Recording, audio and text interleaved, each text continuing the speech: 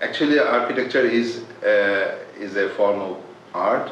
So I decided to be an architect later, and then the role of architects I can see not as only an artist role, not only shaping the physical environment of the country, of the nation, but also has a more, I can say, political role, where architects actually contributing in the nation building.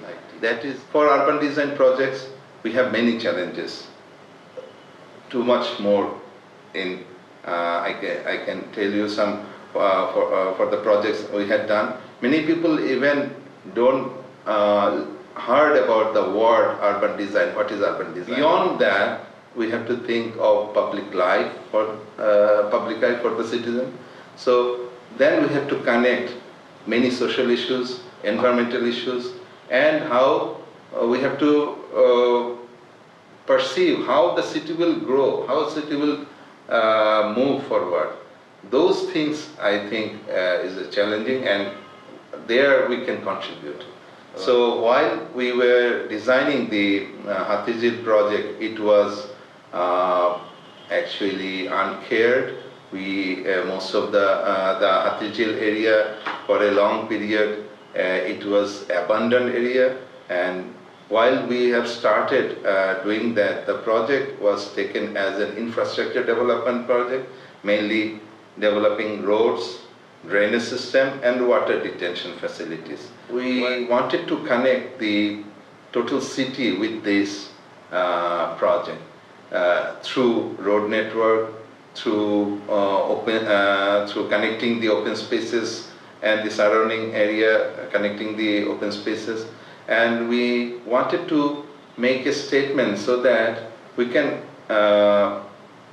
develop an example for experiencing water, experiencing the air, experiencing the open space, and we incorporated all the infrastructure elements in such a way that people can enjoy driving over there, walking over around that water body. They can spend their time over there, they can breathe over there. Those are the city needs. The Hathijil one, it is something we are recreating the nature, and the Nisarga is actually nature exists there. It is a protected forest. The nature is preserved over there, and we are doing the intervention. That means my role is directly opposite over there, because Nisarga is an interesting project, a program developed by the forest department. There are many protected forestries. They wanted to preserve the forestry and protect the forestry from degrading. So they formulated an idea of ecotourism so that people can learn and get information about natural heritage, natural elements and biodiversity from there, and also they can be aware of the issue of how to protect the nature. What we did, we had to make a pavilion, we had to make a shelter for visitors, so we proposed an elevated floating pavilion so that we don't have to change the landscape over there, and the floating pavilion will touch minimum, will actually lightly will touch the ground, so the nature can be preserved, the landscape can be preserved, and also the natural environment, which include all the animals, all the biodiversity issues can be preserved, and animal can move around so that they can feel home, they can feel, they shouldn't feel like a human intervention will move them away from that area. You have to, as an architect who is actually creating an environment, You have to understand the locality, the location. That is very important. It doesn't mean only the site or a place. Actually place will is the right word, I think. Place will tell you what to do.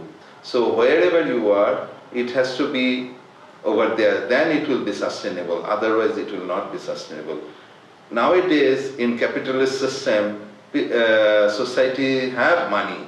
They can create artificial environment.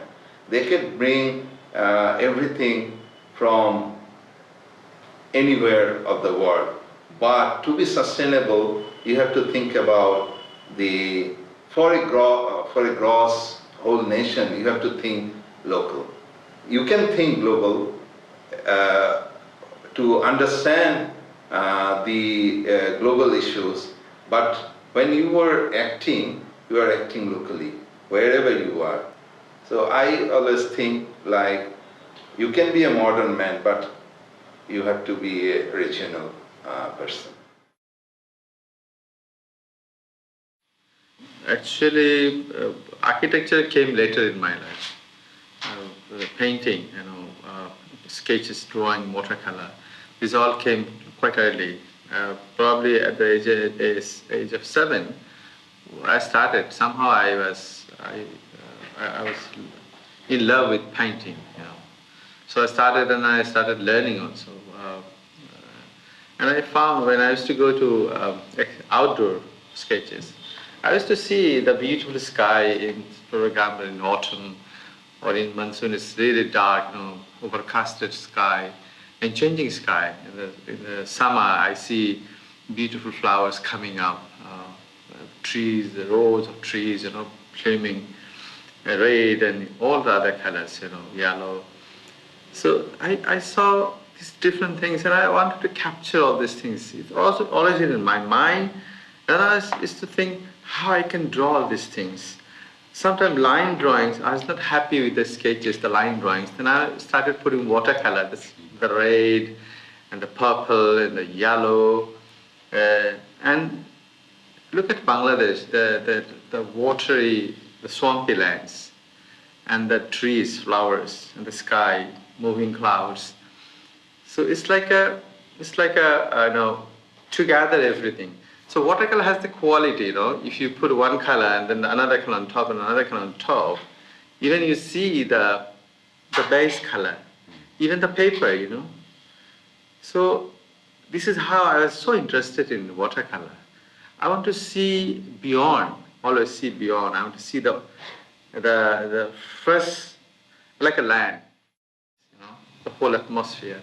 So it's all just because of not only drawing, just to understand the surroundings, the environment, the people, their movement, and how the light casting shadow the other side of the thing. And how the wind is moving, I can't draw the wind, but I can feel the wind. Even when I draw something, there's some sort of feeling of wind also there.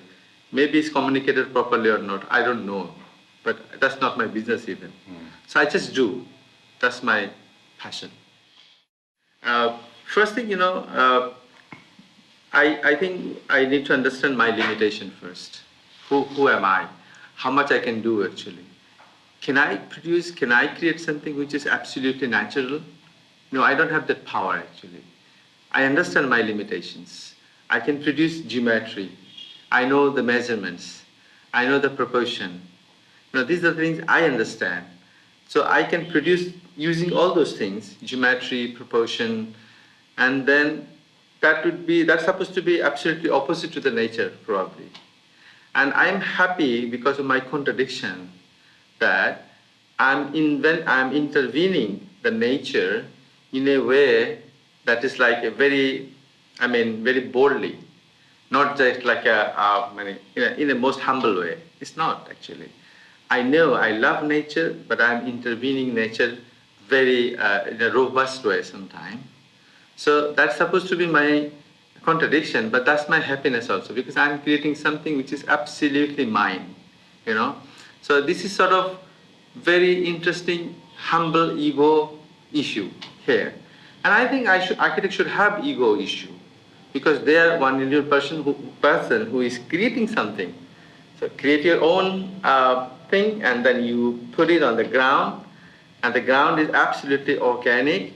Now the question comes in between ground and building, how you're connecting it together. Is it harming each other? Is it, complementary to each other? Now question comes, you need to understand the whole ambience, the atmosphere, how the sun is moving, how is the winter is going incline on the south, how it started from the northwest, northeast to southeast in different times, and how wind is coming, And then you need to understand the materiality. Which material is the best for this sort of ambience? How much they can take the load? How much you can carry the span? All the issues come, in between to connect your creation and the organic landscape. And the whole architecture, because it started in the joineries, actually, how you're connecting with the land, this thing. And how you're connecting with the wind and the sunlight and all other things, the sound of birds and the trees and other things. So I think that's the challenge, all the joineries, Not only visual joineries, maybe invisible joineries with the wind and sun and light and things like that. So I think this is how I love to work. This is very clear that imagine something is like beautiful landscape, and there's no one simply, and there'll be no one ever. There's no existence of human being, and there's no human being actually around. So this landscape is basically meaningless. Who's going to appreciate the landscape? So you have to have somebody there who can appreciate. Probably human being is the best animal who can appreciate the landscape. Once that's the first intervention, the human being is there. They started then because they can think, human being can think. So started thinking that he needs some support when the storm is coming. He needs to, save himself or herself from the storm or thunderstorm or any sort of danger, basic shelter to protect. That starts, architecture from there. Maybe a cave, whatever, that's the starting point. So you have started the intervention, which is absolutely beautiful until and unless you are not truly destroying the nature up to that level that the nature now started destroying you. So that's the balance actually, to understand the balance. And that's the soul of architecture. When you lose the soul of architecture, then it's really a damage, serious damage. We can produce city. We can produce, the urbanity, urban spaces. It's not something like you're doing some crime. You're doing something for humanity. You're creating something for the people, for your society. That's fine. But whether the question comes, whether you have lost the soul of the nature and soul of architecture, because these has souls come together and creates the livable space. Look, architecture is like many other creative field. It's one creative field that we can struggle, we can work on. It's not something that absolutely different from all other creative fields. Just like all other creative fields, you need to really work hard. First thing, for example, Aurélien Lemonier is a European writer who is a fantastic writer who wrote that if you want to be creative, you have to take decision. You write down that I want to be creative. The first decision. So young architects, youngsters needs to take decision that they want to be creative. They want to be an architect. And then the struggle starts. The knowledge, perseverance, and implementation. It's not just knowledge. You have a knowledge, but you don't have perseverance. You're not struggling, nothing will happen. You're struggling, you have knowledge, but you don't know how to transform things, how to implement things and make it in reality as you thought about it. Just like Glenn Market, the Australian architect, he says, you start the work in such a way that how you want to finish it. And that way you start work. So even your starting and ending is like an intense of the work should be remain same. It's not something like it started with high ambition and then gradually disappearing and you ended up frustrated. It's not like that. So it's a very difficult job. Keep it up in one line and start it and finish it up close to your dream. So it's all hard work. It's not magic.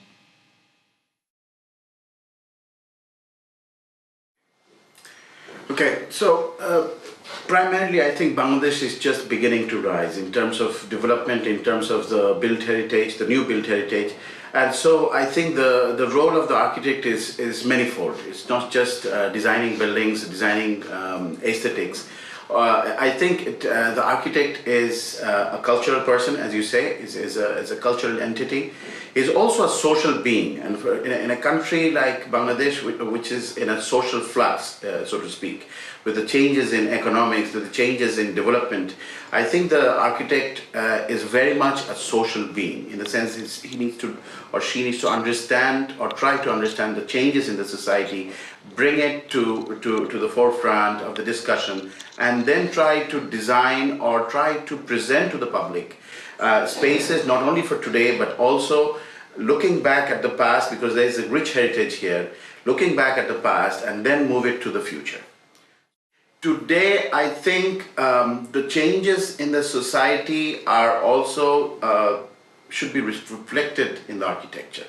So in positive ways. You see, if people have money, for example in real estate, which is a speculative section of architecture, so while they may have money, I think the money needs to be appropriately placed. So not only just money, but resources, which means time, power, energy, all these things I think needs to be placed in a context. So I think there is the sense of responsibility. So just because you have a lot of money does not mean one is to be superfluous, or does not mean one is to build in a way or make buildings which are very costly, let us say, which is difficult to maintain, which are difficult to run. And there are examples all around the world. It's not just in Bangladesh. The lives of people are affected, are impacted by architecture.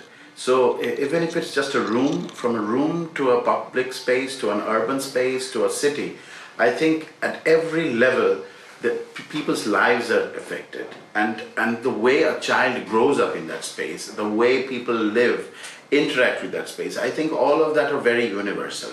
In Bangladesh, this is especially so because it's a small country with a large population. It's a densely populated country. And so therefore space, I think, is a very important resource here. And this resource needs to be used very wisely and very carefully.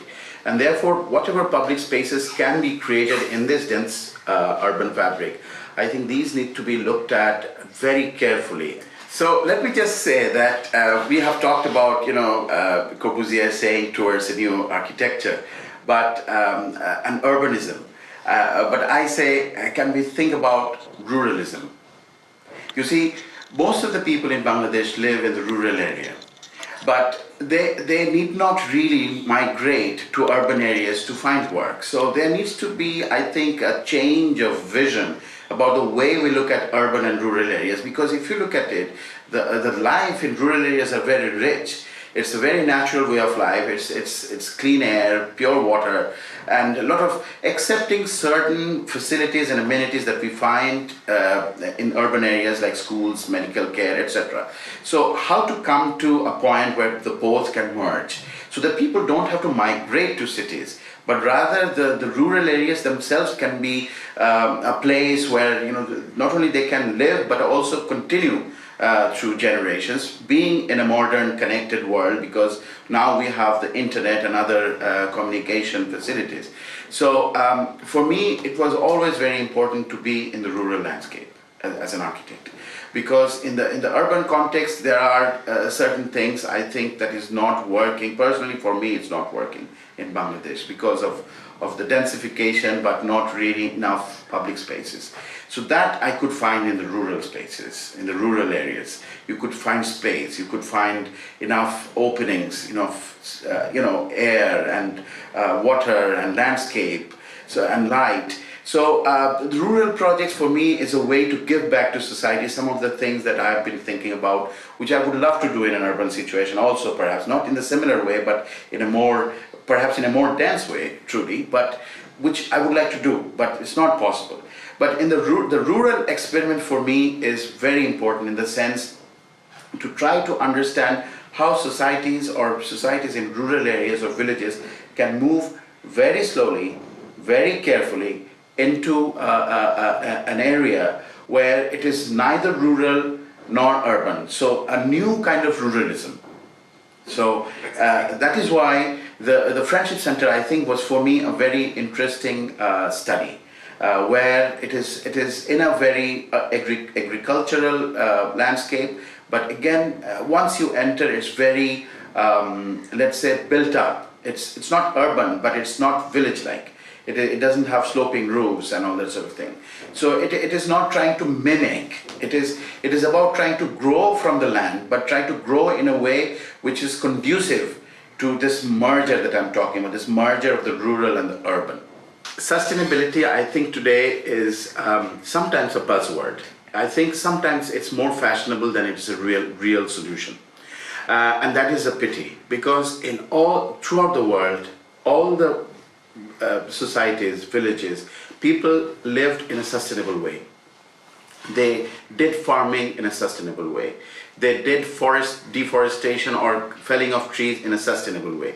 They felled one tree, they planted another. But this is not happening anymore. So that is why we have this global crisis. I think for me, sustainability is a way that is long-term, that you work with nature, that you live with nature, as opposed to trying to sort of control nature or trying to reshape nature. Yes, we need more production. There are more people today than there was 50 years ago or 100 years ago. I understand that, but sustainability has also to do, many times I think overlooked, but has also to do with economics.